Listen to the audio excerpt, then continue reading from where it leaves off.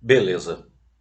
Tudo que auxilia na harmonização é bem-vindo, e isso inclui a beleza. Uma bela paisagem, um arranjo floral delicado ou arrojado, o design harmônico de um objeto. Tudo o que é belo nos traz sentimentos agradáveis, nos faz bem. E o que seria um espírito belo? É um espírito já mais desenvolvido, mais resolvido e seguro. Por ser mais sábio, ele é bom, leve, sereno e alegre. Um espírito que sabe e por isso compreende o erro dos outros e então perdoa. E como também compreende o próprio erro, age para corrigir-se. Compreende o que importa e o que é irrelevante. Não se ocupa nem se preocupa com bobagens. Ocupa-se em amar, em apaziguar, em mostrar caminhos e não conflitos. Quando encarnado, um espírito belo é aquela pessoa que todos gostam de ter à sua volta. É aquela pessoa que admiramos e a quem pedimos conselhos. Aquela pessoa que tem a chamada beleza interior. Falando de beleza, vale um alerta. Cuidado com o apego à beleza material. Temos o dever de nos manter saudáveis e bem cuidados, e se pudermos nos apresentar de forma agradável, melhor. Mas o excesso de vaidade é perda de tempo. Há, indubitavelmente, assuntos muito mais importantes que a mera beleza física. Dediquemo-nos a embelezar o espírito por meio do conhecimento e da evolução moral. A beleza do corpo se vai com o desencarne, enquanto a beleza do espírito é uma conquista que não se perde e só cresce. A cada dia, por meio de nossa vontade, nos tornamos melhores e, portanto, mais sábios, mais belos e mais encantadores. A deformidade do corpo não afeia uma bela alma, mas a formosura da alma reflete-se no corpo. Sêneca. Organização. Higiene, limpeza, organização e harmonia podem ser mais importantes do que se supõe. Certa vez ouvi de um dos fundadores do centro espírita que frequento, Gerson, que se queremos ter boas companhias espirituais, devemos cuidar de nossos pensamentos, palavras e ações, mas não apenas. Devemos cuidar também dos ambientes onde vivemos. Segundo ele, espíritos atrasados sentem-se muito mais à vontade em ambientes caóticos, desorganizados e sujos, onde impera a confusão. A afirmação me pareceu lógica. Atraímos nossos semelhantes e ficamos à vontade em lugares adequados ao nosso modo de ser. Espíritos confusos e desordeiros, por afinidade, devem mesmo preferir ambientes igualmente confusos e na desordem. Então, pelo sim, pelo não, e para nossa própria felicidade, procuremos manter nossa casa e nosso local de trabalho limpos, organizados, belos e harmônicos. Não é preciso ser rico para viver cercado por harmonia e beleza. É, convenhamos, muito melhor estar num lugar agradável e bonito. Dá algum trabalho, mas também muito resultado. Ambiente limpo não é o que mais se limpa, e sim o que menos se suja. Chico Xavier. Parte 8. Perdoar. O perdão. O perdão é algo ainda bem importante, porém pouco conhecido, porém pouco compreendido. Quando falamos sobre a questão, surgem muitas perguntas. O que é de fato o perdão? Não serei considerado bobo ou fraco por perdoar? Existe perdão sem esquecimento da ofensa? E se eu perdoar e o outro seguir me agredindo? Qual é o papel do perdão na desobsessão? Para o Espiritismo, perdoar é compreender. É entender que aquele que, na nossa opinião, agiu mal contra nós, se o fez, foi por alguma razão, geralmente por incapacidade. Foi incapaz de perceber que seu ato nocivo não deveria ter acontecido, pois a maldade a ninguém beneficia. Aquele que agride ainda vacila, ignora as vantagens de agir bem e por isso faz o que faz. Tanto ele, com também ele, com tempo e esclarecimento, vai mudar para melhor. Conforme evoluir, concluirá que não se beneficia do mal que causa a outros, muito pelo contrário. E enquanto o outro insiste no mal, qual deve ser nossa atitude? Perdoamos? Não perdoamos? Se o perdoarmos, não estaremos estimulando-o a continuar a agir no mal? Não confundamos as coisas. Perdoar é um sentimento.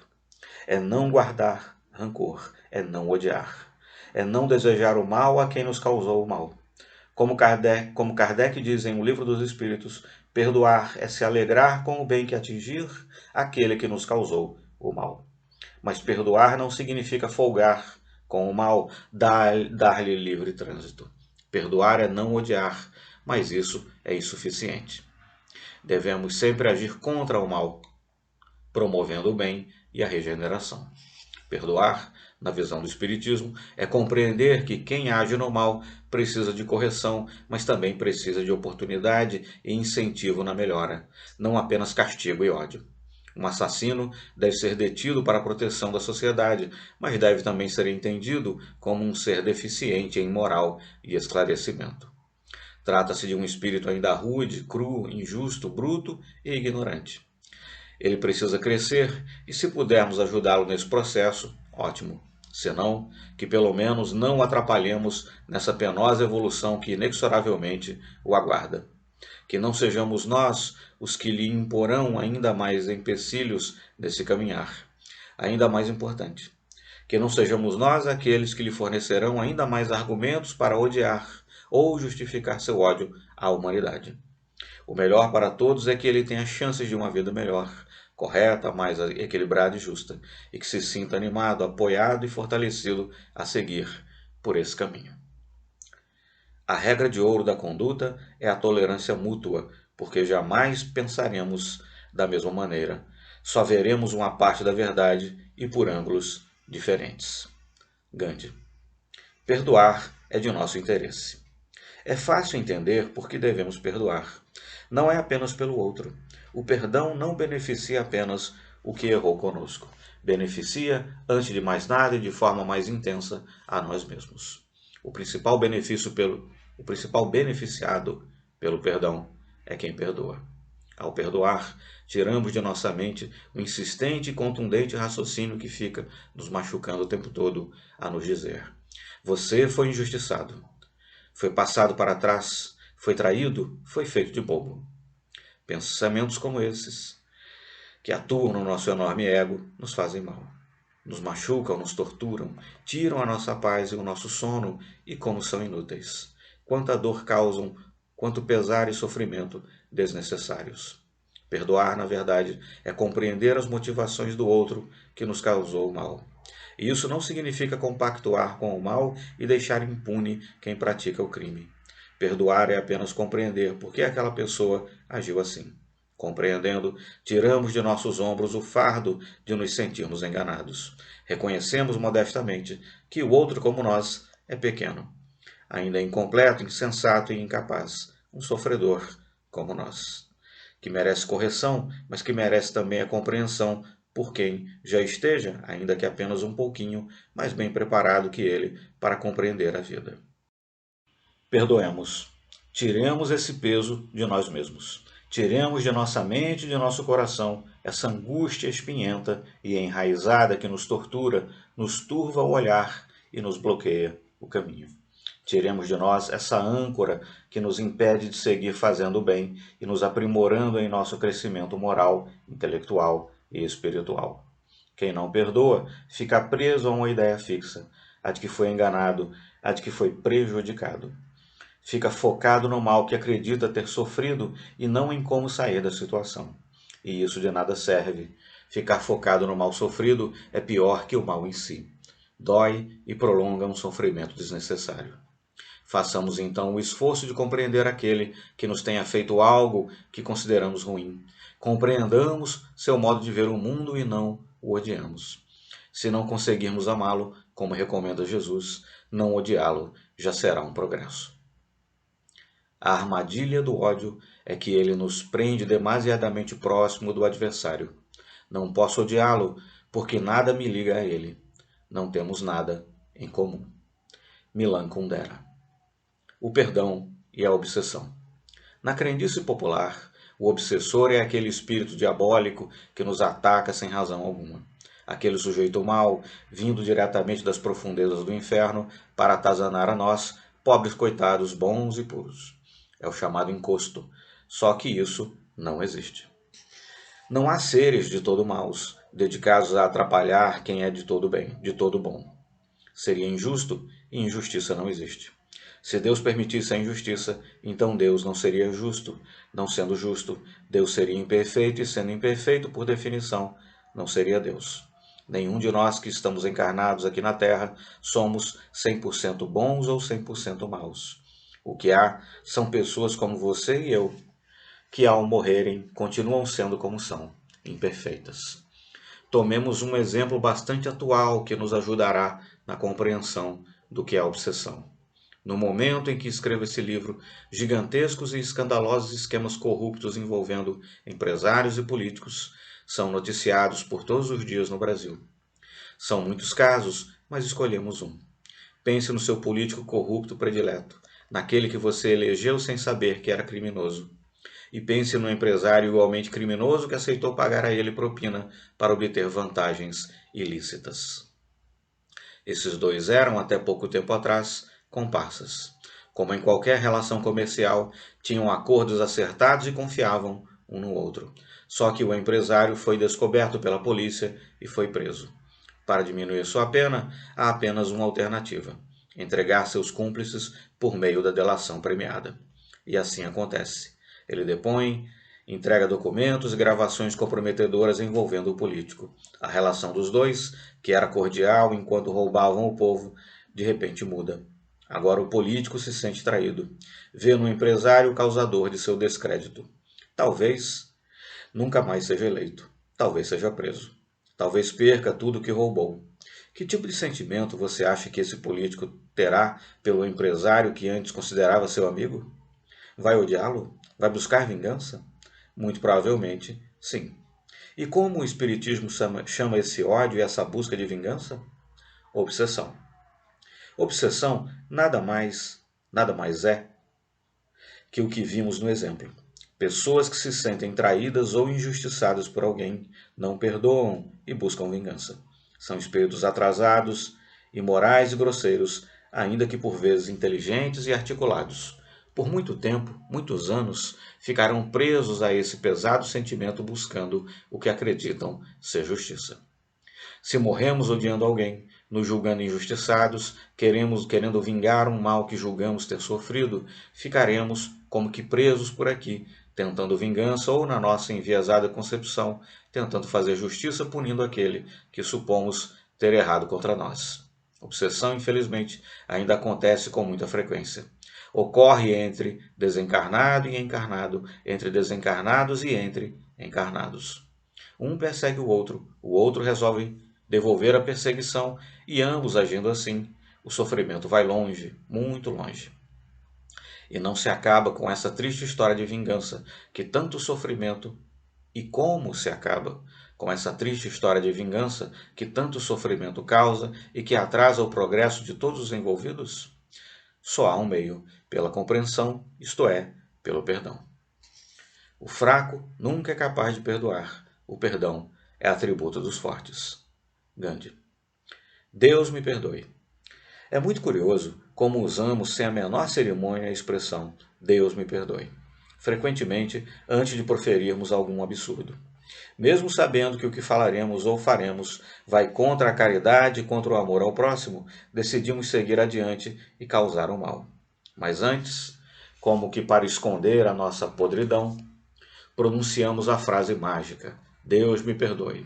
E pronto, achamos que assim estaremos blindados e eximidos de toda responsabilidade pelo mal que causaremos a seguir.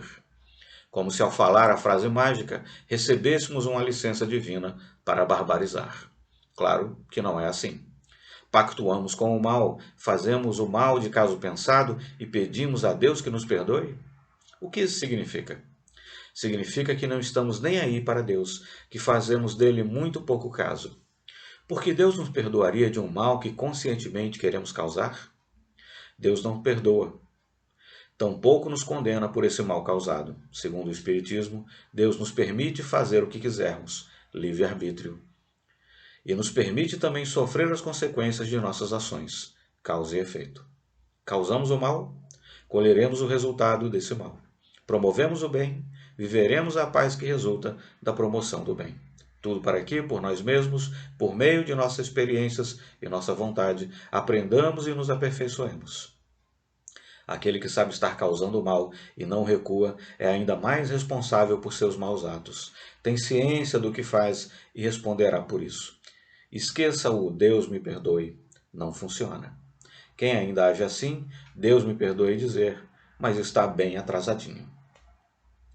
A maldade bebe a maior parte do veneno que produz. Sêneca. A reparação. Perdoar é importante? A resposta é obviamente sim. Mas segundo a lógica da filosofia espírita, mais importante que obter o perdão é a reparação. Quando somos perdoados, ficamos felizes e paramos por aí? Isso não basta. Sendo ou não perdoados, devemos buscar reparar o mal que causamos. Se levamos desarmonia a alguém, harmonizemos. Se trouxemos desconfiança, criemos condições para que a confiança volte a existir. Se espezinhamos, exaltemos. Se destruímos, construamos. E como se faz isso? Cada um de nós sabe como fazê-lo. Só que nosso orgulho e nosso ego frequentemente ficam no caminho da reconciliação e da reconstrução. Não deixemos que isso aconteça. Sejamos mais fortes que nossa arrogância, nossa vaidade e nosso egoísmo. A justa satisfação de vencer o próprio ego e agir a favor do outro é uma tremenda recompensa. O prêmio por uma coisa bem feita é tê-la feito. Ralph Waldo Emerson. Quem não ofende, não precisa perdoar. Chegará o dia em que deixaremos definitivamente de perdoar. Ora, mas por quê? Se o ato de perdoar é algo bom que demonstra nobreza de caráter? É que tem algo ainda melhor do que perdoar, algo que demonstra caráter ainda mais apurado. Não se ofender. Perdoar é bom para quem ainda se ofende, e a maioria de nós, atrasados que estamos, se ofende com qualquer bobagem. Quem não se ofende não precisa perdoar, pois nada há a perdoar. Não há mágoa nem ressentimento, pois há compreensão. Quando compreendemos o que importa, não nos ofenderemos facilmente. Nosso melindre estará então sob controle. Não mais ficaremos chateados com fatos insignificantes. Imagine uma realidade em que ninguém se ofende, ninguém fica chateado, ninguém quer dar o troco, não há vingança, nem violência, nem mal-estar. Há apenas serenidade, harmonia e paz. Na verdade, no momento em que não mais nos ofendermos com o que nos façam, nada mais nos farão de mal. É que os outros, como nós, também terão evoluído e cuidarão de não dar voz ao mal. Todos vamos nos melhorando, mas como a natureza não dá saltos, e se o nosso avanço não se dá do dia para a noite, nem será igual para todo mundo. Enquanto isso, sejamos exigentes com o nosso progresso. Perdoemos cada vez mais e, ao mesmo tempo, cuidemos para não nos magoarmos mais com bobagens. Em seguida, mais um passo. Passemos a amar os que nos magoam. Tratemos de ser bons, inclusive e sobretudo, com os doentes da alma. Ajudemos os que ainda estão mais atrasados que nós em seu caminho rumo à sabedoria. Compreendamos, perdoemos, não nos ofendamos, amemos. Quando não podemos corrigir alguma coisa, o melhor a fazer é saber suportá-la. Sêneca. Aceite ou azeite. Minha mãe, Diva, é uma pessoa especial, firme, porém gentil, muito positiva, alegre, disposta e leve. Sempre nos deu, aos seus 5 filhos, marido, irmãos, genros, noras, cunhados, sobrinhos e netos, um ótimo exemplo de esperança aliada à ação. Aos 94 anos, ela continua a dizer coisas que me surpreendem e encantam. Um dia desses, numa conversa animada entre ela, minha esposa e eu, minha mãe despretensiosamente nos disse: na vida, ou a gente aceita ou azeita. Achei bem interessante pelo trocadilho e pelo significado. Tudo que a vida nos apresenta é nosso, é para nosso crescimento. Tudo que vem para nós representa uma excelente oportunidade de aprendizado e de aprimoramento. Aceitar isso facilita a nossa vida, mas se for difícil, azeitemos a situação difícil com nossa vontade de crescer e aprender, conseguindo assim transpor essa barreira. Transformemos a dura dificuldade em um interessante desafio.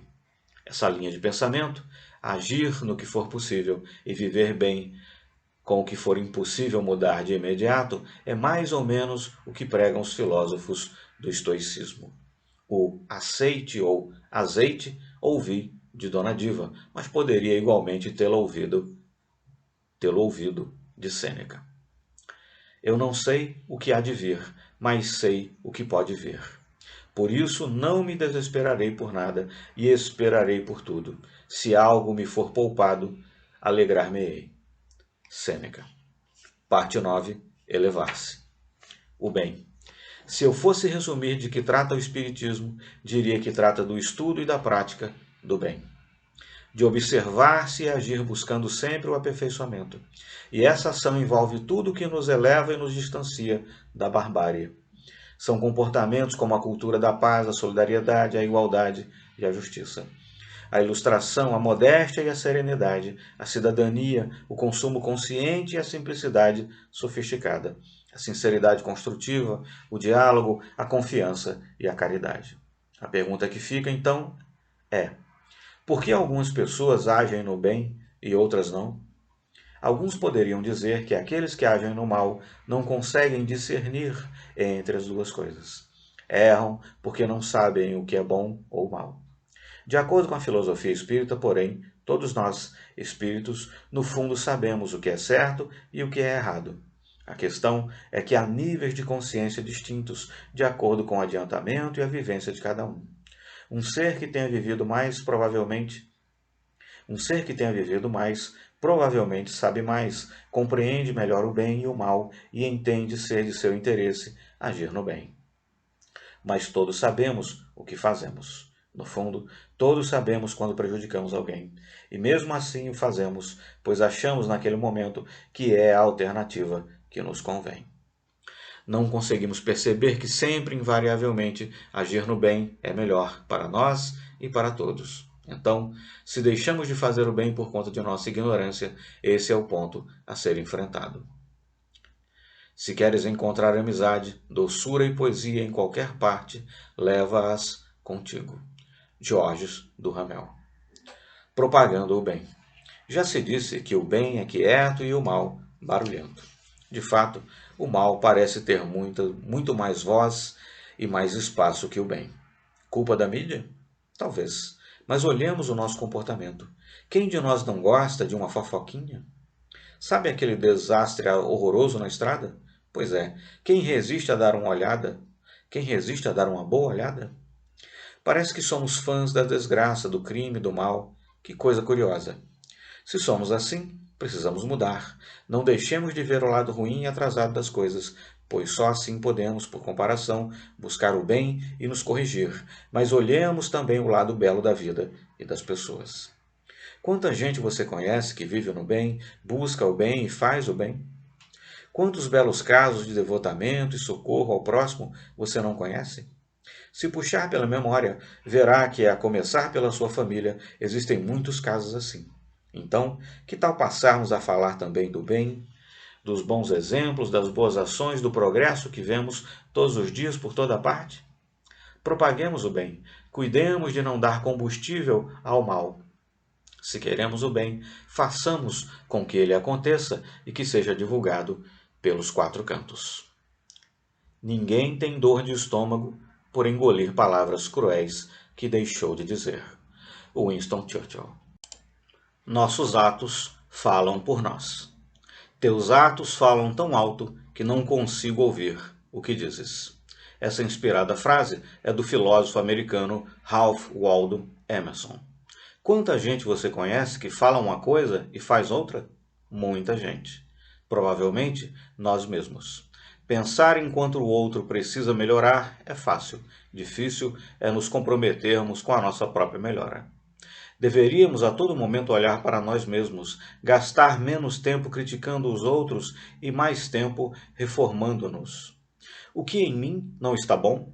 Em que preciso mudar? Meu modo de agir já está de acordo com o que creio e prego? Sou para os outros o que gostaria que eles fossem para mim e para a humanidade? Se não nos cabe mudar o outro, então façamos a nossa parte. Mudemos o nosso próprio modo de ser e agir. Trata-se, é verdade, de um processo bastante trabalhoso, mas interessantíssimo e muito recompensador. Trabalhemos duro para que um dia, graças aos nossos esforços, possamos adaptar a frase de Emerson para "Meus atos falam por mim e eu nada mais preciso dizer". Por que observas o cisco no olho do teu irmão e não reparas na trave que está no teu próprio olho? Jesus Cristo. Ver com bons olhos. Cada pessoa enxerga o mundo de uma forma. Uns o veem extremamente colorido, tudo lindo, puro e bom. Outros o veem exatamente escuro, tudo feio, sujo e mau. Entre esses olhares absolutos há uma série de outros olhares, provavelmente mais ponderados, mas, se queremos promover o bem na humanidade, busquemos ver a vida com bons olhos. Vejamos o bem onde de fato haja o bem. Não desconfiemos de tudo e de todos todo o tempo. Confiemos na boa vontade e na boa intenção do outro. Vejamos o bem em cada pessoa. Reconheçamos mérito e esforços. Um voto de confiança pode ser o que falta para aquela pessoa, que é igualzinha a nós, retornar ao bom caminho. Quem olha o mundo sob a perspectiva espírita analisa as principais questões em termos de longo prazo. Não se desespera nem se surpreende com nada, pois sabe que tudo tem um motivo, uma razão de ser. Entende que tudo o que acontece pode ser de proveito para o espírito em evolução. Crê que amanhã sempre haverá uma nova alternativa, uma nova chance, e que não há problema sem solução, nem dor sem bálsamo. A beleza está por toda parte, até mesmo nas provações, que nos sensibilizam e nos educam. Não devemos folgar com a miséria e a dor, mas enxergar nelas a sabedoria de um mundo em evolução, que oferece inúmeras oportunidades de ação e melhora a todos, a todo momento. Estamos todos sonhando com um mágico jardim de rosas no horizonte, em vez de desfrutar das rosas que estão florescendo do lado de fora de nossas janelas hoje. Dale Carnegie. A porta estreita. Disse Jesus: Entrai pela porta estreita, porque larga é a porta e espaçoso o caminho que conduz à perdição. Podemos entender a porta estreita, mais difícil e seletiva, como o caminho da honestidade, da dignidade, da sinceridade, da ética e da moral, da fraternidade, da cidadania e do amor. Cruzar essa porta é vencer a tentação do ganho fácil. É resistir a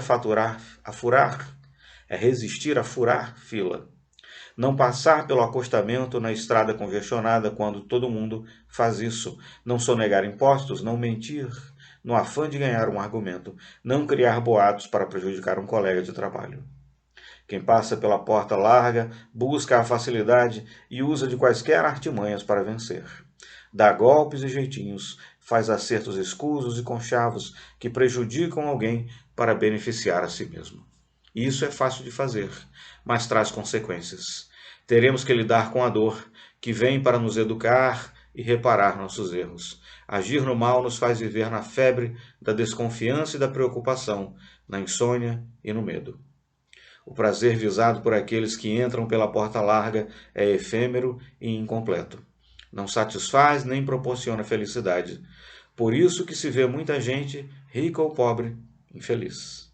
São pessoas desnorteadas que buscam a felicidade no lugar errado, não compreendem porque seguem sendo infelizes e insistem em agir mal. A conquista da paz de espírito passa pelo caminho mais difícil e trabalhoso, mas é a única via realmente efetiva e duradoura. Tratemos de superar as provações com paciência, praticar a caridade e manter a fé com alegria. Livremo-nos de qualquer carga extra que diminua as chances de passarmos com facilidade pela porta estreita. Quanto à virtude, podes chegar a ela sem aparato, sem despesas. O que é preciso para tornar-se bom? Apenas querer. Sêneca. A prece. Qual é o poder da prece? Posso pedir a Deus que me livre de algo ruim? A oração pode mudar algo por que devemos passar? Podemos pedir o que quisermos, mas nem sempre seremos atendidos. Isso porque o que é importante vivermos será mantido, independentemente do incômodo que nos cause. Aliás, progredimos em grande medida justamente pelo incômodo. Mesmo assim, a oração é de grande ajuda, pois nos dá força para superar as situações difíceis, e é disso que precisamos. Por meio da oração sincera e compromissada com o bem, também atraímos a simpatia e o apoio de espíritos mais evoluídos que vêm em nosso auxílio.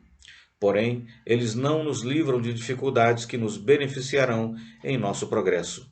O que fazem é nos fortalecer por meio de nossa intuição. Nos inspiram, nos dando boas ideias, ânimo, esperança e fé. Eles nos estimulam a enxergar o que está acontecendo com bons olhos, olhos que então enxergam novos caminhos e assim nos ajudam a seguir em frente diante de desafios. Com esse suporte, mudamos o modo pelo qual encaramos os problemas. Em resumo, a oração não muda a situação, mas muda muito, para melhor, o modo como lidamos com ela. É como se a oração nos desse óculos novos que nos permitissem ver além do que víamos antes. E enxergando melhor, conseguimos agir de forma mais apropriada, sofrendo menos com eventuais reveses. No mínimo, a prece nos pacifica para que encontremos por nós mesmos a saída para a dificuldade que estamos enfrentando. Chico Xavier. Prece aliada à ação. Podemos pedir qualquer coisa em nossas preces, mas elas serão atendidas de acordo com a relevância que aquilo que pedirmos tenha para nós e para outras pessoas, e também de quão empenhados estivermos em fazer a nossa parte. Temos que nos mexer se quisermos contar com o apoio do plano espiritual. Um bom exemplo foi o processo de escrever este livro. E se eu pedisse a Deus, por meio da prece, que me desse este livro prontinho? E que se tornasse um best-seller? Será que o livro aconteceria sem empenho algum de minha parte? Provavelmente não. Mas e se eu pedisse a Deus inspiração e tranquilidade para escrever e me comprometesse a me empenhar para escrevê-lo, publicá-lo e divulgá-lo? Foi o que de fato fiz. E assim estou tendo tudo de que preciso: apoio e força de vontade. Ficou clara a diferença entre apenas pedir e empenhar-se? Deus nos dá o que temos condições de usar bem, como um bom pai faz com seus filhos. Ele nos oferece apenas o que nos seja de fato útil e não o que nós, na nossa ignorância, achamos que precisamos para sermos felizes. Deus sabe muito mais que nós. Pedir demasiado é a maneira mais segura de receber ainda menos do que é possível. Bertrand Russell. A meditação. Alguns preferem meditar e orar. Mas qual é a diferença entre as duas coisas? De certa forma, a oração feita com sinceridade, raciocínio e sentimento é uma meditação. E a meditação feita com generosidade, grandeza e dedicação é uma prece. Tanto faz o nome ou a técnica, o que importa é o sentimento. Recentemente, 4 amigos meus promoveram um interessante café da manhã com um lama budista num hotel em São Paulo. Éramos um grupo de 30 executivos e empresários ouvindo-o discorrer com muita propriedade sobre a vida. Ao final de sua fala, quando se abriu espaço para perguntas, indaguei por que a meditação é necessária. Expliquei que eu não meditava no modo clássico, em determinado momento do dia, em determinada posição, em silêncio, virado para a parede, mas que passava praticamente o dia todo em prece. Tampouco proferia uma oração decorada ou com determinado objetivo. O que eu fazia estava mais para um estado de prece permanente. Observo o mundo ao meu redor, me encanto e reflito sobre o que noto. Nesse raciocínio, vou extraindo mais aprendizado que conclusões. Mudo a partir do que passo a compreender. Vou me solidarizando em pensamento e, por vezes, em palavras e atos com os que estão ao meu redor. Não raro, peço a Deus que abençoe os que necessitam de socorro e os que merecem reconhecimento por seus esforços e méritos. Modestamente, também eu os abençoo, pois penso que todos nós temos a capacidade de abençoar. Emano para essas pessoas sentimentos como alegria, bem-estar, saúde, gratidão e tranquilidade. Narrei tudo isso de forma muito sucinta ao monge e sua resposta me surpreendeu, me surpreendeu e satisfez. Ele disse que a meditação não é para todos, que eu já estava fazendo algo muito interessante e, portanto, não precisava recorrer à meditação tradicional. A meditação, segundo ele, serve bem a quem precisa de um tempo para calar a mente e para refletir. Mas eu já fazia isso naturalmente e ao meu modo, no trânsito, na caminhada na praça, no trabalho, no restaurante, em toda parte. E isso bastava. Fiquei feliz. É fácil viver no mundo conforme a opinião das pessoas. É fácil, na solidão, viver do jeito que se quer. Mas o grande homem é aquele que, no meio da multidão, mantém com perfeita doçura a independência da solidão. Ralph Waldo Emerson. Ser alguém na vida. Dizemos frequentemente, quero ser alguém na vida. Muitas vezes, essa expressão significa que queremos ser alguém influente, poderoso, rico. Que mesquinho da nossa parte! Deveríamos querer ser alguém que de fato atue no bem. Que tal sermos bons de perto? Bons pais, filhos, esposos, avós, primos, tios, cunhados, genros e noras, sogros e sogras? Que tal sermos bons de longe? Bons vizinhos, cidadãos, contribuintes, clientes, fornecedores, pacientes, eleitores, motoristas, pedestres, consumidores, torcedores, alunos, funcionários e chefes? Que tal sermos bons anonimamente? Fazer o bem sem que ninguém, exceto você e um enorme número de espíritos, saiba? Já pegou o lixo que alguém jogou na rua? Já colocou um cobertor em um morador de rua sem que ninguém o visse? Já dirigiu seu carro cautelosamente a fim de proteger um motociclista ou ciclista que trafegava numa via movimentada e perigosa? Já deu um jeito de pagar algo para alguém cuidando para que ninguém notasse? Se alguém que atua no bem nos traz a boa sensação de realização, ser alguém que atua no bem nos traz a boa sensação de realização. Atitudes benevolentes proporcionam alegria íntima, a sensação de propósito, de realização e de sentido para a nossa existência. Isso sustenta, acalma, energiza, alegra, completa. Sejamos alguém na vida, na nossa vida e na de muitos. Sejamos alguém que promove o bem. Não tentes ser bem-sucedido. Tenta antes ser um homem de valor. Albert Einstein. Ser bom. Como fazer para trilharmos o caminho do bem e não nos perdermos nos desvios? Aqui estão 20 dicas. Ser bom é ser sincero. Isso não quer dizer falar tudo e de qualquer jeito, usando daquela sinceridade que machuca. Sinceridade não pressupõe grosseria. Podemos falar a verdade por meio de palavras amistosas que abraçam, acalentam e apoiam. E se temos medo de magoar o outro com nossas declarações, vale nos perguntarmos: será que preciso mesmo falar o que desejo falar? Vai ser bom para o outro? Vai ajudá-lo? Ser bom é ser honesto. E isso inclui a honestidade consigo mesmo. Ser honesto consigo significa não se iludir, não se justificar, reconhecer os próprios erros e, com modéstia, as próprias limitações. Ser honesto com os outros significa não enganar, não mentir, não levar vantagem sobre os demais.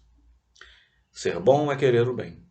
Devemos buscar o bem por toda parte, ativamente, além de divulgarmos as boas ações, dando ao bem a publicidade que merece. Quem é bom deseja o bem, acolhe o bem, promove o bem, vive o bem. Ser bom é ser calmo. É difícil ser calmo todo o tempo, mas se estivermos atentos e comprometidos com o nosso equilíbrio, alcançaremos a tranquilidade desejada. Nosso destempero altera o ambiente, afeta a nossa saúde e prejudica todos ao nosso redor. Um irritado irrita outro, que irrita outro, que irrita outro, e assim por diante. Ser calmo requer que o raciocínio prevaleça sobre a emoção. Ser bom é ser modesto. A modéstia também é uma virtude que se constrói. Para exercer o autocontrole sobre a arrogância, procuremos vigiar nossa conduta diária. A modéstia não agride e não exige, mas afaga, anima e aproxima as pessoas. Ser bom é ser justo. Justiça exige equilíbrio, equidade, sinceridade, coragem e retidão. O justo firma um compromisso com a correção, com o bem e com o próximo. Ser bom é ser caridoso. Diz o Espiritismo, fora da caridade não há salvação. A caridade pode ser entendida como amor em ação e inclui tudo o que fazemos para o bem dos outros. A caridade está na tolerância e na compreensão, no perdão e no amparo, no sorriso e na gentileza. Está na doação material e mais ainda na doação de si mesmo a quem precisa de apoio. Ser bom é ser solidário. Solidariedade significa compreender o outro, colocar-se em seu lugar, apoiá-lo, entender suas dores e dificuldades. É dividir e aliviar a carga do outro. Ser solidário é ser amigo. Ser bom é ser sensível. A pessoa boa se condói pela dor alheia e por aquele que sofre. Não importa quanta miséria haja no mundo, cada caso sensibiliza aquele que é bom, e ele, sensibilizado, age no intuito de melhorar a situação. Ser bom é ser fraterno. Fraternidade significa ter o amor que se tem pelo irmão de sangue para com todas as pessoas. É amar ao outro, seja ele quem for, haja ele como agir. Ser bom é ser generoso. Generosidade não é apenas doar dinheiro. Para sermos bons, devemos ser generosos com o nosso sentimento, nossa compreensão, nossa atenção, nosso tempo, nossa confiança. Ser bom é ser polido.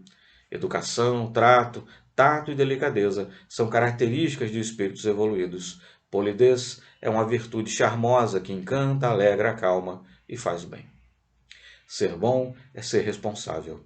Sejamos responsáveis, em primeiro lugar, por nós mesmos, nossos atos e nosso desenvolvimento moral e intelectual. Mas nossa responsabilidade se estende para todos à nossa volta, pais, irmãos, filhos, cônjuges, amigos, colegas e chefes, e, em última instância, para toda a humanidade. Somos nós que fazemos a Terra e a humanidade avançarem. Ser bom é ser atento. Pessoas boas estão atentas às necessidades alheias, mesmo e sobretudo aquelas que não são expressas. Buscam entender o que o outro precisa e se antecipam em atendê-lo. Importam-se com tudo o que acontece à sua volta. Percebem, analisam e agem, sempre na busca do bem e da paz. Ser bom é confiar. A confiança é uma demonstração de amor. Confiamos no todo, no futuro, em Deus, em nós e também no outro. Confiar no outro o estimula a tornar-se digno de confiança. Confiar traz paz. Ser bom é perdoar. Jesus disse que devemos perdoar não 7 vezes, mas 70 vezes 7, ou seja, sempre. Então compreendamos quem errou e perdoemos, se não pelo outro, por nós mesmos, pelo nosso sossego, pois aquele que não perdoa fica estagnado. Ser bom é ser amoroso. Ser amoroso é distribuir atenção, consolo, paz, esperança, carinho, solidariedade, bom humor e alegria por toda parte. Sejamos generosos com o amor, e ele nunca acabará. Quanto mais amor se dá, mais se tem para dar. Ser bom é ser compreensivo. Compreender exige raciocínio, boa vontade e colocar-se de verdade no lugar do outro. Exige também compaixão, modéstia e honestidade de propósitos, um exercício e tanto. Ser bom é ser útil. Há inúmeras oportunidades de sermos úteis. Auxiliemos o outro em nossa diligência. Afastemos a preguiça e o egoísmo. Atuemos pelo bem do outro. Ser bom é ser pacífico. Ser pacífico é cuidar de não magoar, não ofender, não agredir. É trabalhar situações de conflito buscando a conciliação de interesses. É ter boa vontade para com a outra parte, tentando entender seu ponto de vista. É evitar dar dimensão maior aos eventos negativos. Uma pessoa de bem deve promover a paz em todas as circunstâncias. Quando vires um homem bom, tenta imitá-lo. Quando vires um homem mau, examina-te a ti mesmo. Confúcio. O homem de bem. A seguir, transcrevo as palavras que considero as mais belas de tudo que conheço da literatura espírita. O texto pode ser encontrado nos 2 primeiros livros de Allan Kardec na doutrina espírita: o Evangelho segundo o Espiritismo e o livro dos... O texto pode ser encontrado nos 2 principais livros de Allan Kardec na doutrina espírita: o Evangelho segundo o Espiritismo e o Livro dos Espíritos. Leia com atenção, medite, encante-se e, sobretudo, incorpore. O verdadeiro homem de bem é o que cumpre a lei de justiça, amor e caridade na sua maior pureza.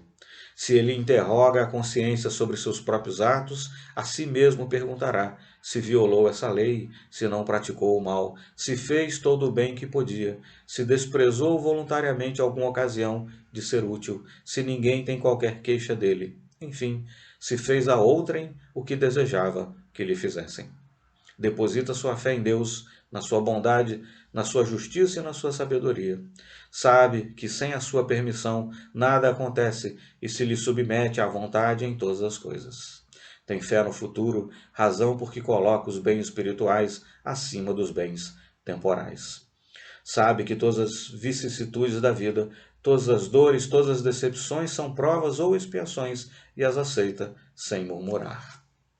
Possuído do sentimento de caridade e de amor ao próximo, faz o bem pelo bem, sem esperar paga alguma. Retribui o mal com o bem, toma a defesa do fraco contra o forte e sacrifica sempre seus interesses à justiça. Encontra satisfação nos benefícios que espalha, nos serviços que presta, no fazer ditosos os outros, nas lágrimas que enxuga, nas consolações que prodigaliza aos aflitos. Seu primeiro impulso é para pensar nos outros, antes de pensar em si. É para cuidar dos interesses dos outros antes do seu próprio interesse. O egoísta, ao contrário, calcula os proventos e as perdas decorrentes de toda ação generosa. O homem de bem é bom, humano e benevolente para com todos, sem distinção de raças nem de crenças, porque em todos os homens vê irmãos seus. Respeita nos outros todas as convicções sinceras e não lança anátema aos que, como ele, não pensam. Em todas as circunstâncias, toma por guia a caridade, tendo como certo que aquele que prejudica a outrem com palavras malévolas, que fere com o seu orgulho e o seu desprezo a suscetibilidade de alguém, que não recua à ideia de causar um sofrimento, uma contrariedade, ainda que ligeira, quando a pode evitar, falta ao dever de amar o próximo e não merece a clemência do Senhor. Não alimenta o ódio, nem rancor, nem desejo de vingança. A exemplo de Jesus, perdoa e esquece as ofensas, e só dos benefícios se lembra, por saber que perdoado lhe será, conforme houver perdoado. É indulgente para as fraquezas alheias, porque sabe que também necessita de indulgência e tem presente esta sentença do Cristo: atira-lhe a primeira pedra, aquele que se achar sem pecado. Nunca se compraz em buscar os defeitos alheios, nem ainda em evidenciá-los. Se a isso se vê obrigado, procura sempre o bem que possa atenuar o mal. Estuda suas próprias imperfeições e trabalha incessantemente em combatê-las. Todos os esforços emprega para poder dizer no dia seguinte que alguma coisa traz em si de melhor do que na véspera. Não procura dar valor ao seu espírito, nem aos seus talentos, a expensas de outrem. Aproveita, ao revés, todas as ocasiões para fazer ressaltar o que seja proveitoso aos outros. Não se envaidece de sua riqueza, nem de suas vantagens pessoais, por saber que tudo o que lhe foi dado pode ser-lhe tirado. Usa, mas não abusa dos bens que lhe são concedidos, porque sabe que é um depósito de que terá de prestar contas e que o mais prejudicial emprego que lhe pode dar é o de aplicá-lo à satisfação de suas paixões. Se a ordem social colocou sob seu mando outros homens, trata-os com bondade e benevolência, porque são seus iguais perante Deus. Usa de sua autoridade para lhes levantar o moral e não para os esmagar com seu orgulho. Evita tudo quanto lhes possa tornar mais penosa a posição subalterna em que se encontram. Subordinado de sua parte, compreende os deveres da posição que ocupa e se empenha em cumpri-los conscienciosamente. Finalmente, o homem de bem respeita todos os direitos que aos seus semelhantes dão as leis da natureza, como quer que sejam respeitados os seus. Não ficam assim enumeradas todas as qualidades que distinguem o homem de bem, mas aquele que se esforce por possuir as que acabamos de mencionar, no caminho se acha que a todas as demais conduz. Penso que aqui está a essência da filosofia espírita: o autoconhecimento, o estudo, a resiliência, a caridade, a equidade, o autoaprimoramento, a compaixão, a empatia, a modéstia. A última frase é a mais importante. Com todas essas virtudes, ainda assim não estão listadas todas as qualidades do homem de bem. Uau! Temos, de fato, um longo caminho a trilhar. Pregue o Evangelho a todo momento. Se necessário, use palavras. Francisco de Assis. Amor próprio. Quem não tem amor próprio não é capaz de dar amor ao outro. Sem amor próprio, estamos vulneráveis a um passo da depressão, da dependência do álcool e das drogas, suscetíveis aos leitores de sorte e a todo tipo de manipuladores. A ausência de amor próprio nos afasta de nós mesmos. O amor próprio faz com que sejamos nosso melhor amigo e nosso primeiro recurso. Um dia desses, ao final de uma palestra num centro espírita, muito bacana em São Miguel Paulista, um rapaz me fez a seguinte pergunta: eu gosto de mim, sou feliz comigo, sou grato a Deus pela vida que tenho. Será que faço mal em gostar de mim mesmo? Gostar de si é fundamental. Contamos em primeiro lugar é com a gente mesmo. Estamos conosco o tempo todo. Já pensou que tortura passar 24 horas por dia, 7 dias por semana, juntíssimo de uma pessoa que você não admira e da qual não gosta? Precisamos gostar de ficar acompanhados de nós mesmos. Precisamos nos entreter com os próprios pensamentos, nos animar com o próprio raciocínio, que deveria ser um desafio constante à nossa melhora e ao nosso conhecimento mais elaborado, ao nosso conhecimento mais elaborado. Na pergunta do rapaz, no entanto, senti haver certa preocupação. Parece que pega mal gostarmos de nós mesmos. Pode parecer falta de modéstia, arrogância, mas não devemos confundir as coisas. Ter apreço por si mesmo, pelo que faz, por como é, pelo que aprende, pelo que ensina, pelo bem que promove e como evolui, nisso não há mal. Gostar de si mesmo é essencial, mas como em tudo, aqui também o excesso é prejudicial. Excesso de amor próprio pode virar soberba e fazer com que não enxerguemos nossos defeitos, julgando-nos melhores que os demais. É só mantermos esse gostar de si dentro do razoável. Cuidar para não virar exagero, para não virar paixão por si, para, como dizem, não ficar se achando. Modéstia, humildade, bom senso e uma boa dose de realidade são antídotos poderosos contra esse perigoso fascínio com a própria personalidade. E gostar de si mesmo é uma excelente vitamina para nos animar e alegrar. Aquele que conhece a arte de viver consigo próprio ignora o aborrecimento. Erasmo. Amar um desconhecido. Diz-nos o Espiritismo que no futuro amaremos todos. Todos amarão todos. Amar a quem nos ama é fácil. Mas como amar alguém que nem nos conhece, que nunca fez nada por nós? Será que é impossível?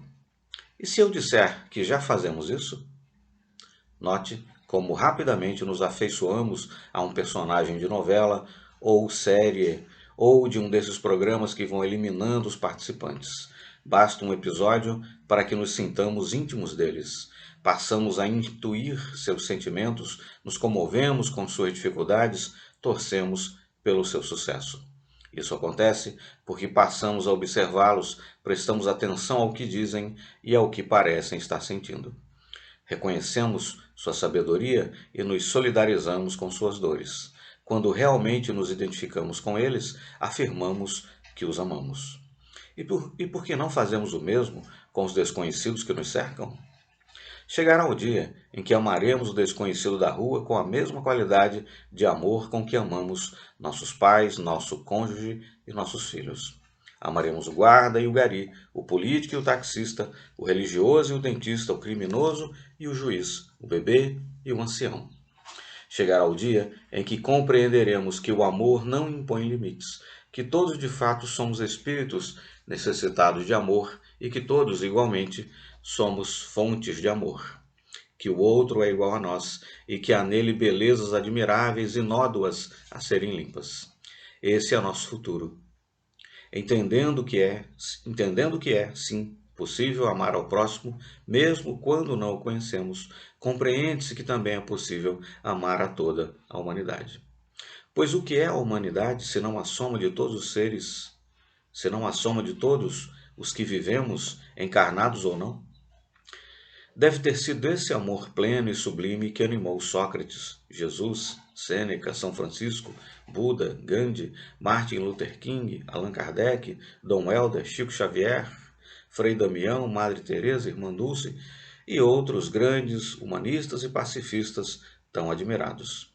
Deve ser esse o sentimento que anima o Papa Francisco e todos aqueles que dedicam sua vida ao próximo, amando seus irmãos, independentemente da religião que professam, do gênero, da cor da pele, da orientação sexual, da posição política, da sua nacionalidade e até mesmo de seus crimes.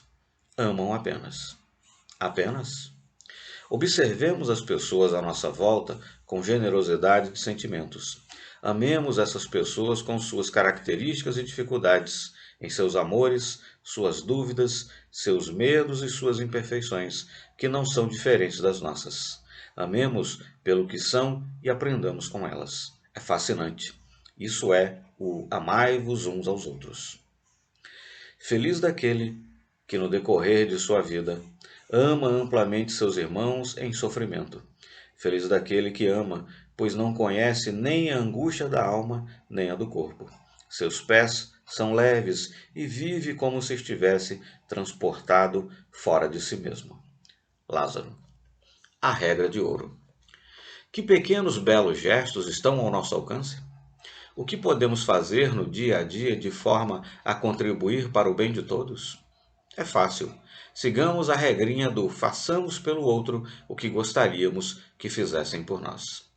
Se gostamos de ser bem tratados, tratemos bem os outros. Se gostamos de ter nossos direitos respeitados, respeitemos os direitos dos outros.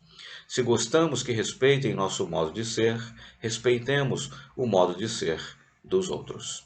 Se gostamos de ter nossa opinião considerada, consideremos a opinião dos outros. Se gostamos de nos sentir aceitos e integrados, aceitemos os outros e integremo-los em nosso meio. São muitos os pequenos gestos de boa vontade que aproximam as pessoas e promovem a paz. Com um simples agrado, como uma flor, um bilhete carinhoso, um chocolatinho ou um convite para um café, dizemos à pessoa que ela é importante para nós.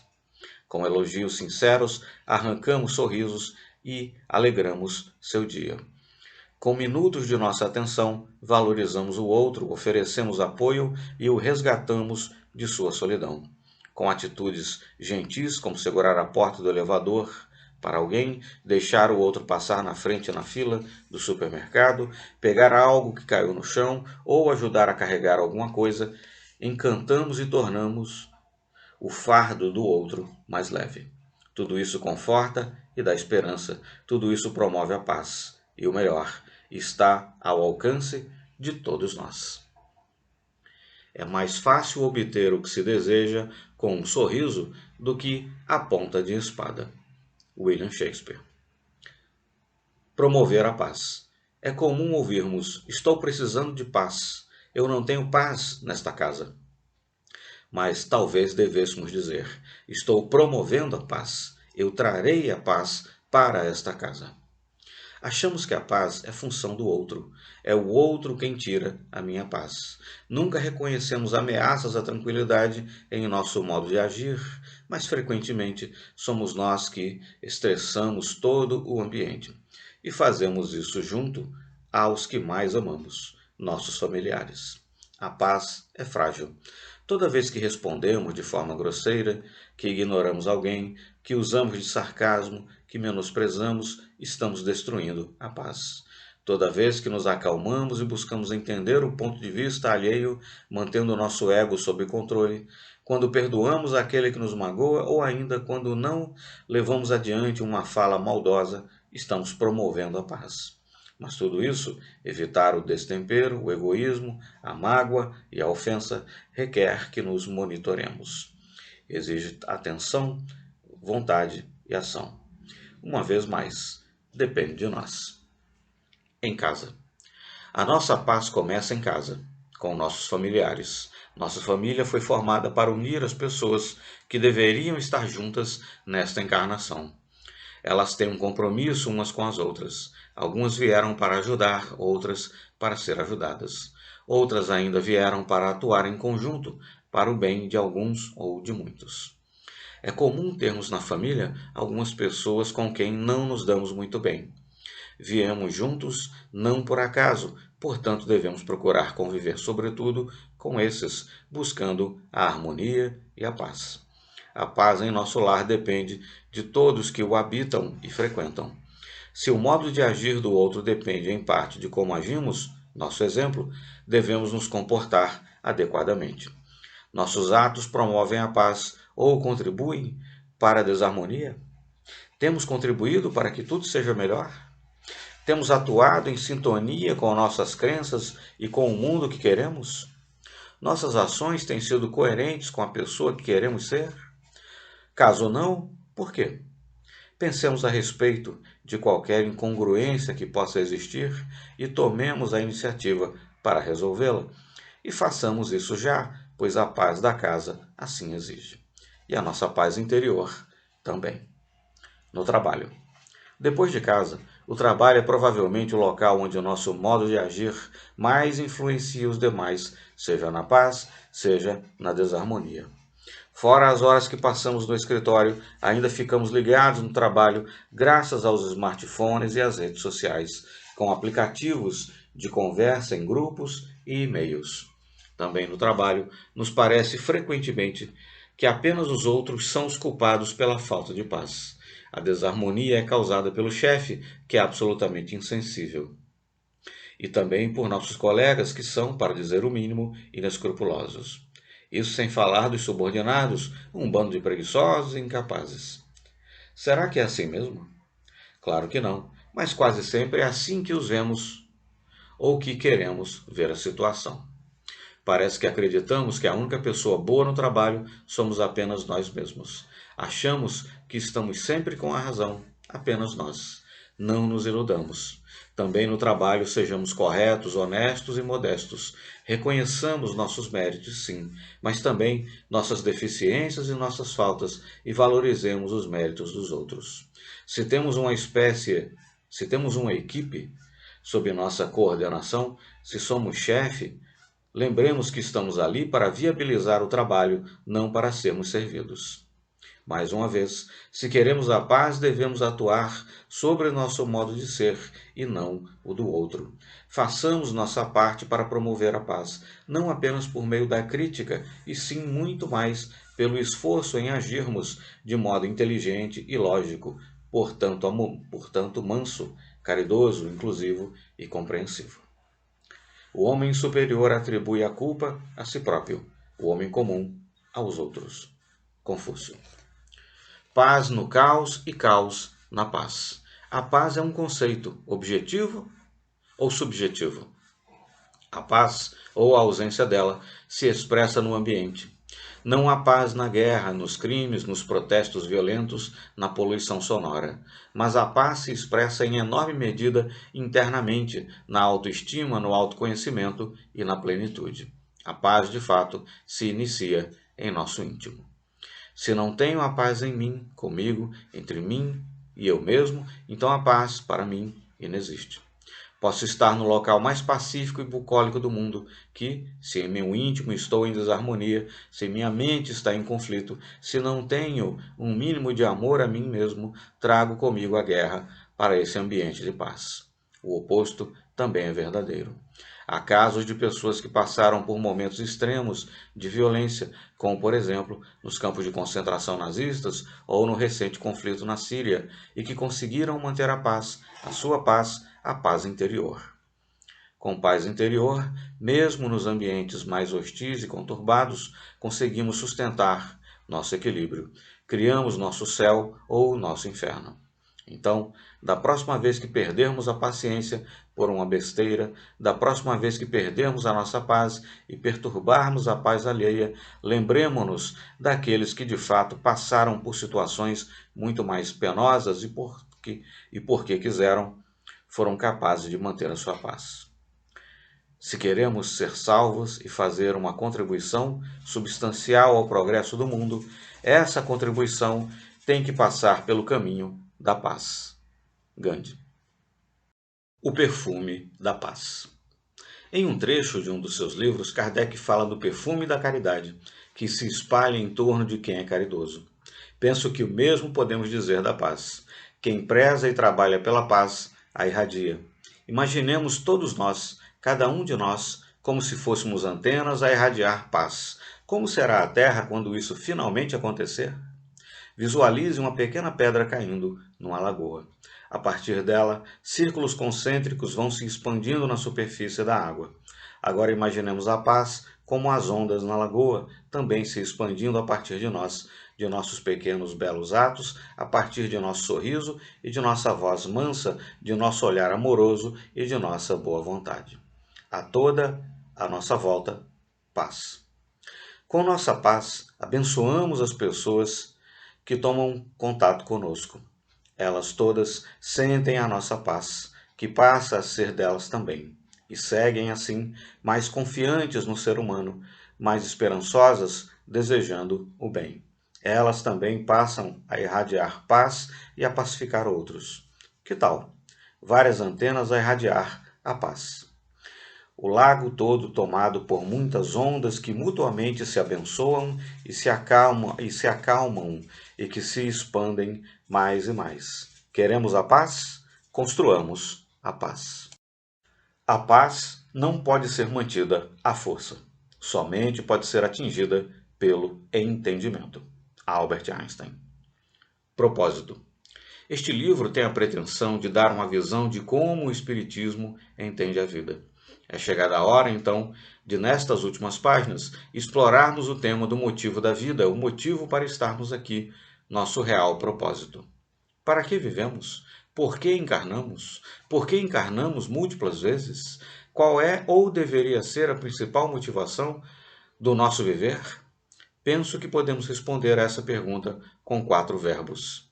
Vivemos para que possamos estudar, vivemos para que possamos aprender, vivemos para que possamos auxiliar, vivemos para que possamos melhorar. Para aprender é preciso estudar, e estudar é observar, prestando atenção ao que vemos, ouvimos e vivenciamos, e refletindo sobre tudo isso, perguntando a si mesmo e aos outros o tempo todo o porquê das coisas. Já para nos melhorarmos, a chave é nos dedicarmos ao outro, ao seu auxílio. É a máxima espírita. Fora da caridade não há salvação.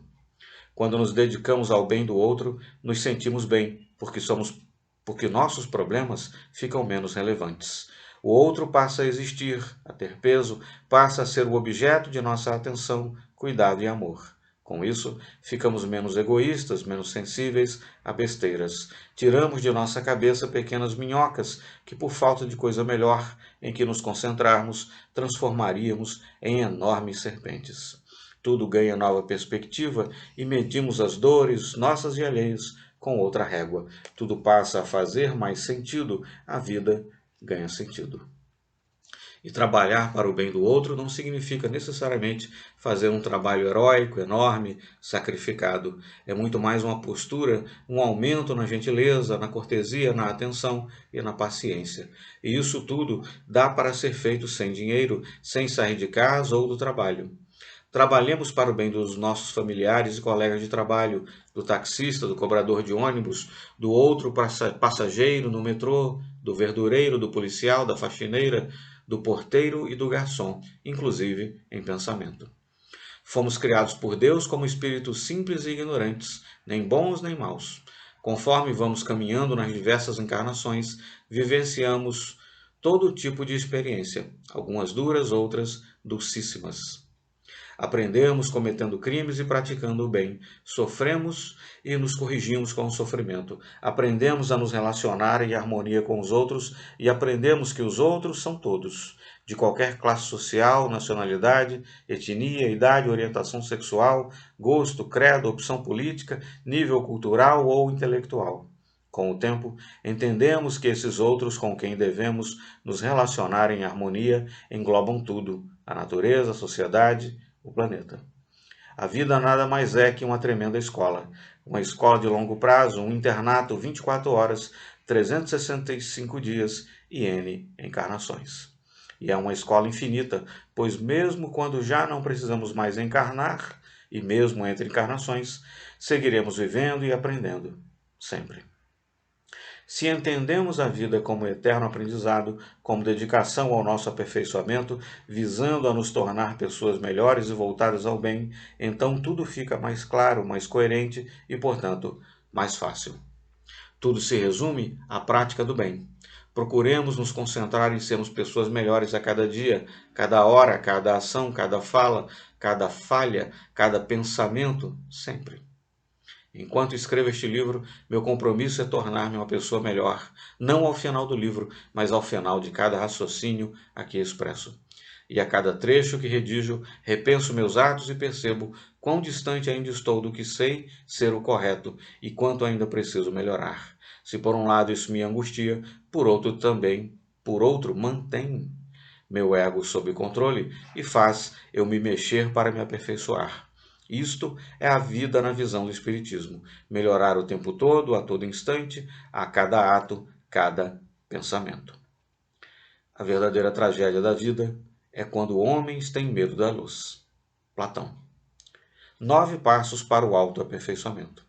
Se acharmos que devemos melhorar sempre, se acharmos mesmo que essa é a razão para estarmos aqui, encarnados, então deveremos buscar viver desse modo, em coerência com esse pensamento. E como é que se faz isso? Pode-se dizer que é mais ou menos como começar a malhar na academia. Você está fora de forma, com dores e acima do peso. Faz tempo que está insatisfeito com essa condição, até que um dia resolve mudar. É a milésima vez que resolve mudar, mas agora alguma coisa lhe diz que você terá sucesso. É a sua determinação. Você reconhece estar acima do peso, toma consciência da necessidade de se exercitar, decide mudar sua rotina e matricula-se numa academia. Começa a treinar e gosta. Começou assim das outras vezes, mas agora decide persistir. Antes, você desanimou porque não viu resultados imediatos, mas agora está sabendo trabalhar melhor a paciência. A cada meio quilo a menos, a cada músculo mais definido, a cada fôlego recuperado, anima-se e recompensa-se emocionalmente com o progresso feito. Nesse clima de conquista, aumenta a distância da corrida, eleva o peso do exercício, a duração do treino e segue. Passam-se meses e o treino já foi incorporado ao seu dia a dia. Já não é duro levantar cedo para treinar, porque você se sente bem. É parte da sua vida, como se alimentar e dormir. Quem entendeu que a vida é melhorar continuamente deve agir como no treino da academia, pouco a pouco e com disciplina. Inspirados nessa analogia, os passos a seguir poderão servir como um guia. Tomar consciência da necessidade de melhora, ser honesto na autoavaliação, ser corajoso, iniciar a mudança, ser persistente, ser paciente, animar-se com o próprio progresso, aumentar a carga, incorporar à rotina o exercício da melhora constante. Tomar consciência. Na correria da vida, tudo vai passando e rápido. Parece que estamos sempre fazendo o que é urgente e ficamos sem tempo para o importante. Assim, não conseguimos agir com clareza. Ficamos apenas na reclamação, sem atentarmos para a raiz dos problemas, a solução definitiva. Acontece que a solução definitiva está em nós. A única saída para nossos problemas é mudarmos o modo como os encaramos, com serenidade, sabendo que são importantes para nós, que são temporários, que são parte da vida, que são parte de nossas lições na escola, que é a vida. A solução é compreender o problema como um indicador de um comportamento que necessita de ajuste. A partir do momento em que, de fato, tomamos conhecimento da necessidade de mudarmos nosso modo de agir e pensar, temos meio caminho andado ou mais. Estaremos aí sim prontos para seguir adiante. Ser honesto. Ser honesto parece simples, mas quantos de nós somos honestos com nós mesmos? Quantos de nós não ficamos nos enganando quando, por exemplo, justificamos uma reação intempestiva, dizendo que na verdade apenas reagimos a uma fala agressiva do outro, porque afinal não temos sangue de barata? É aquela fala de Jesus de que vemos o cisco no olho do outro, mas não vemos uma trave no nosso. Sejamos honestos, reconheçamos nossos erros, reconheçamos que, como todos, somos imperfeitos e que, por isso, nossa melhor opção é seguirmos em busca de aperfeiçoamento. Nosso aperfeiçoamento, não o do outro. Essa honestidade de princípios e avaliação é fundamental para quem quer seguir melhorando. Sem ela, não se vai do lugar. Sem ela, não se sai do lugar. pois sempre encontraremos justificativas para qualquer ato nosso, qualquer barbaridade que pratiquemos. Não nos enganemos mais, não é justo conosco. Ser corajoso. Uma vez tomada a consciência de que devemos mudar e feita uma avaliação honesta de quais aspectos mais precisamos mudar, é chegada a hora de agir. Essa decisão não é fácil, pois precisamos adotar um novo comportamento. Precisamos ter coragem para agir como achamos que é o certo e não necessariamente como age o grupo no qual estamos inseridos. Isso significa repensar valores e ações. É, por exemplo, não fofocar, não sair falando e concordando com versões maldosas, tidas como verdades absolutas e com as quais a maioria de nós concorda por preguiça ou receio de se contrapor aos demais. Conceitos como o de que todo padre é pedófilo, ou todo político é corrupto, ou ainda de que todo policial é também bandido. Nada disso é verdadeiro. Há gente boa e gente má, ou melhor dizendo, espíritos mais evoluídos e mais atrasados em toda parte. Mas para sermos aceitos num determinado grupo, aceitamos e passamos adiante afirmações falsas. Ou, se não passamos adiante, nos calamos, o que é quase tão ruim quanto. Calamo-nos por conveniência, por medo, por preguiça e por covardia. Quem decide mudar tem compromisso com a mudança, e por vezes essa mudança requer atitudes mais firmes, posicionamento pode não ser fácil, mas é sempre muito gratificante. Quando, com muito tato e respeito, nos posicionamos adequadamente em situações em que falta a verdade. Experimentemos. Um exemplo enorme de coragem nos dá o Papa Francisco. Com pouquíssimo tempo no cargo, ele teve coragem de falar contra o pensamento que imperava no Vaticano. Posicionou-se contra o preconceito contra os homossexuais, afirmou que mãe é quem tem filho e não apenas quem é casada, condenou a ostentação da riqueza na igreja, além de se reconhecer como alguém comum e pedir que rezemos por ele. E veja que bonito, tudo feito de modo bastante firme, mas com extrema candura, leveza, simpatia, alegria, tranquilidade e respeito. Isso é ter sábia coragem. Iniciar a mudança. Quando estamos há vários anos sem praticar exercícios, não começamos erguendo 400 quilos e correndo uma maratona. Começamos devagar. Um alongamento, um exercício leve, depois de um tempo, um exercício um pouco mais forte e assim vamos até que estejamos prontos para um triatlon. Quando decidimos mudar nossos hábitos, é a mesma coisa. Comecemos devagar, com calma. Escolhamos um hábito a mudar. Foquemos nele, apenas nele. Se somos muito nervosos, exercitemos a calma. Se somos arrogantes, exercitemos a modéstia. Arredios, exercitemos a convivência e o acolhimento. Se somos sovinas, exercitemos a generosidade. Um aspecto por vez. Existem, porém, atitudes mais simples e gerais que podemos incluir em nosso dia a dia de imediato.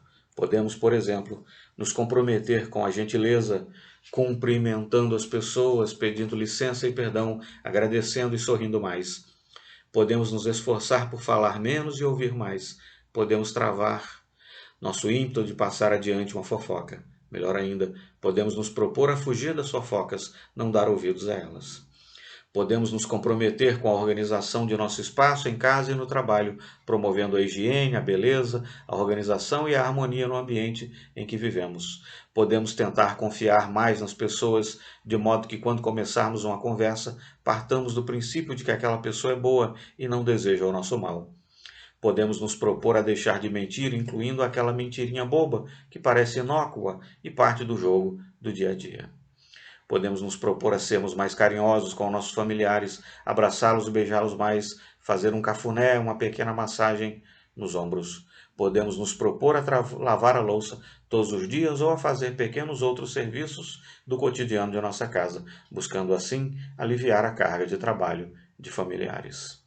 Escolhamos um aspecto e iniciemos nossa mudança por ele. São pequenos gestos que nada custam, além de nossa atenção, vontade e ação, e que nos trazem felicidade duradoura na sensação prazerosa de que estamos promovendo o bem, além da satisfação de sabermos que estamos em nosso instinto evoluindo e nos tornando pessoas melhores. Ser persistente. Assim como na busca por um corpo em forma, mudar leva algum tempo. Na academia, Precisamos machucar os músculos para que eles inchem, cresçam, ganhem massa. Com o tempo, o exercício já não os machuca mais, o esforço já não dói mais, e o músculo agora permite ao corpo fazer movimentos que antes não aguentava. O mesmo acontece com a mudança de hábitos. Por anos, talvez por séculos ou milênios, agimos de um modo, reagimos como que por instinto, e agora queremos mudar esse nosso comportamento pensando antes de agir. Isso requer algum treino, repetição, toma tempo, exige persistência. Insista, mesmo que venha a dor de mudar.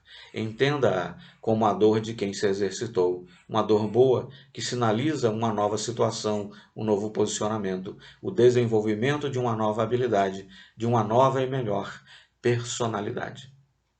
Ser paciente. Se precisamos de persistência para seguir em nossa reforma íntima, com a nossa melhora, precisamos igualmente de paciência. É como quando aprendemos a andar de bicicleta. Demora um pouco para aprendermos algo novo. E por vezes, a despeito de todo o nosso empenho, não conseguimos numa primeira tentativa. Como ao andar de bicicleta, talvez precisemos de alguém que nos ajude com o equilíbrio até que peguemos o jeito e tenhamos confiança em nós mesmos. E mesmo depois, quando já somos capazes de andar sozinhos, pode acontecer de nos desequilibrarmos e cairmos. Cair e falhar machuca e frustra, mas, se tivermos paciência e persistência, nos levantaremos e tentaremos novamente, e novamente e novamente, até que consigamos seguir adiante, firmes. Com o tempo, como no andar de bicicleta, o andar no bem e o fazer o bem está automatizado. Estará incorporado e fará parte de nosso modo de ser. Persistamos e tenhamos paciência. Animar-se com o progresso. Parte importantíssima em qualquer exercício visando a mudança é o incentivo que nos damos para prosseguir adiante. Nesse caso do autoaperfeiçoamento, esse incentivo é fácil. É um prazer e uma alegria verificar que já não erramos mais no que errávamos no passado. Sentir que dominamos um comportamento que nos fazia mal nos dá uma agradabilíssima sensação de progresso e de conquista. Faz com que nos sintamos donos de nosso destino. Percebemos que com calma, lentamente, conseguimos dirigir nossa vida, e isso não é pouco. Prestemos atenção em nossos progressos. Animemo-nos com eles. Congratulemo-nos por haver conseguido o que queríamos e por haver, com a ajuda de nosso maior aliado, nós mesmos, dominando nosso maior adversário, nós mesmos. Alegremo-nos com cada passo dado, nem que seja um passo relativamente pequeno. Parabenizemo-nos, né? Parabenizemo-nos por estarmos finalmente sendo senhores de nós mesmos. Aumentar a carga. Como num treino na academia, com o passar do tempo, conforme nos fortalecemos, talvez queiramos aumentar o desafio, elevar a carga. Já dominamos e modificamos algum hábito que julgávamos fazer mal a nós e a outros? Ótimo! Agora aumentemos a carga. Mudemos para outro desafio. Busquemos outra coisa para melhorar em nós. A lista de melhorias a perseguir seguidamente, seguramente, não se esgotará em 10 dias, em 10 itens, talvez nem em 10 anos, provavelmente nem mesmo em 10 encarnações. E se achamos que já nada mais há a corrigir em nós, aí está uma coisa que deve ser corrigida agora mesmo. Incorporar a rotina. Uma vez que tomamos gosto pela rotina do autoaperfeiçoamento, a coisa está feita. Entramos numa rota segura e interessante, ilimitada e infinita.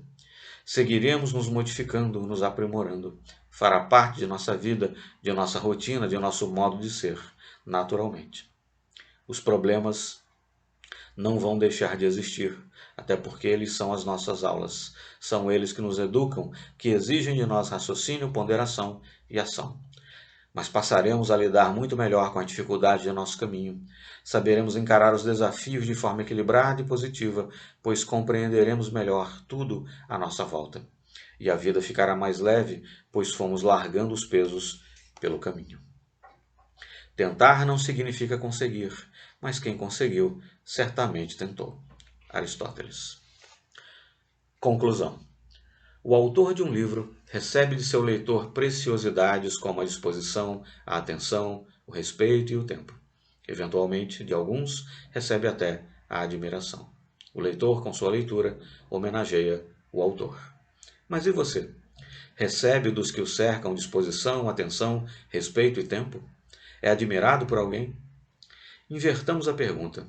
Você, que leu este livro, sinceramente ofertou aos que o cercam, ou ao menos aos seus familiares, sua disposição, sua atenção, seu respeito, seu tempo e sua admiração? De verdade? Para todos eles?